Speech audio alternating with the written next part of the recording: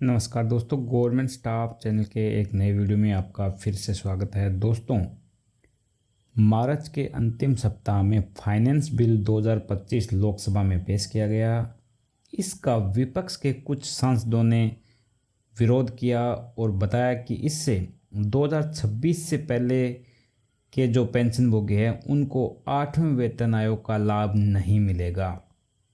सांसदों का ये भी तर्क था कि पेंशन भोगियों के लिए किसी भी समय पेंशन संशोधन का अधिकार सरकार ने अपने पास ले लिया है और सरकार की मंशा दिख रही है कि 1 जनवरी 2026 से पहले के जो रिटायर्ड कर्मचारी है यानी जो पेंशन भोगी है उनको 8वें वेतन आयोग के लाभों से वंचित करने के लिए सरकार ने फाइनेंशियल बिल में ये चीज़ अमेंड की है या ऐड की है।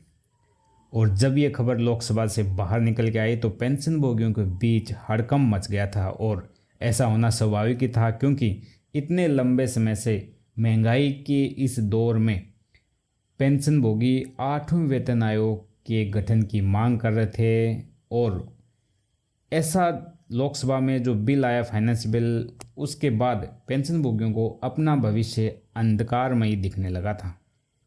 यदि आप भी एक पेंशन भोगी है तो अपनी राय कमेंट बॉक्स में ज़रूर लिखें।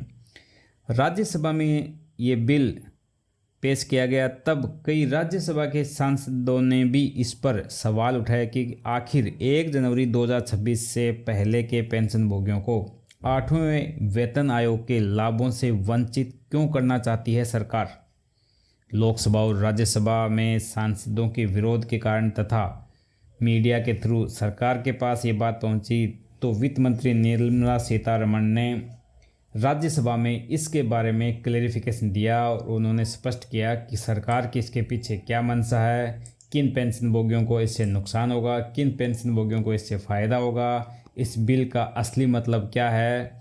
और पहले जो पे कमीशन आए उनसे पेंशन में कितना डिफरेंस देखने को मिला था। तो आप देख सकते हैं यहाँ वित्त मंत्री ने यहाँ ट्वीट करके भी जानकारी दी है और वित्त मंत्री राज्यसभा में बोल रही है। तो आप देख सकते हैं वित्त मंत्री ने कहा है कि honourable prime minister Shri Narendra Modi ने जनवरी 2025 में 8वें वेतन आयोग के गठन को मंजूरी दे दी है। और 8वें वेतन आयोग का जो उद्देश्य है वो है गवर्नमेंट एम्प्लॉयज़ एंड पेंशनर्स के सैलरी और बेनिफिट में बढ़ोतरी करने का, इन्हें रिवाइज करने का।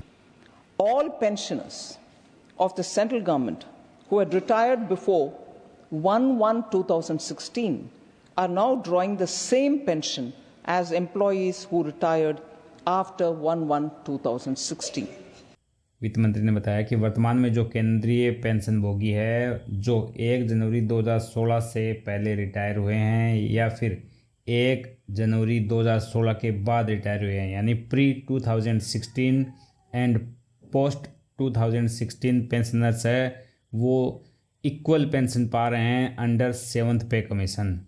क्योंकि गवर्नमेंट ने 7th पे कमीशन मोदी गवर्नमेंट ने एक्सेप्ट किया था और इन्होंने लागू किया था, तो इसी के बारे में इन्होंने ये कहा है। The 6th Central Pay Commission made a distinction between the retirees pre-1/1/2006 and those of post-1/1/2006 periods. The then government, 2008, had accepted the recommendations of the 6th Central Pay Commission and decided that there will be a distinction between pensioners with reference to the cutoff date of 1/1/2006. वित्त मंत्री ने आगे बताया है कि जो 6ठा वेतन आयोग था, 6th पे कमीशन था, उसमें जो पेंशन भोगी थे 1 जनवरी 2006 के उससे पहले के और 1 जनवरी 2006 के बाद के, उनकी पेंशन में काफ़ी अंतर था और सरकार ने उसको ही एक्सेप्ट कर लिया था जो पे कमीशन ने रिपोर्ट दी थी और पे कमीशन लागू कर दिया। और पे कमीशन लागू होने के बाद प्री 2006 एंड पोस्ट 2006 पेंशनर्स की पेंशन में काफ़ी डिफरेंस देखने को मिला था। It is not an amendment. I would like to underline this point. It is not an amendment to any pension rules or instructions, but only a reaffirmation of the same with effect from 1st June 1972. और सरकार ने आगे ये भी बताया है कि ये जो बिल पेश किया गया है, ये किसी भी प्रकार का अल्ट्रेशन या अमेंडमेंट नहीं है। ये जो ऑलरेडी बने हुए पेंशन रूल है उसको वैलिडेट किया गया है। यहाँ इसमें किसी भी प्रकार का चेंज नहीं किया गया है।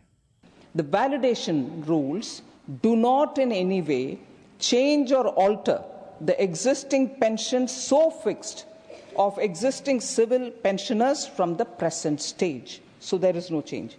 The validation rules also do not affect defense pensioners in any way as they are covered by separate rules.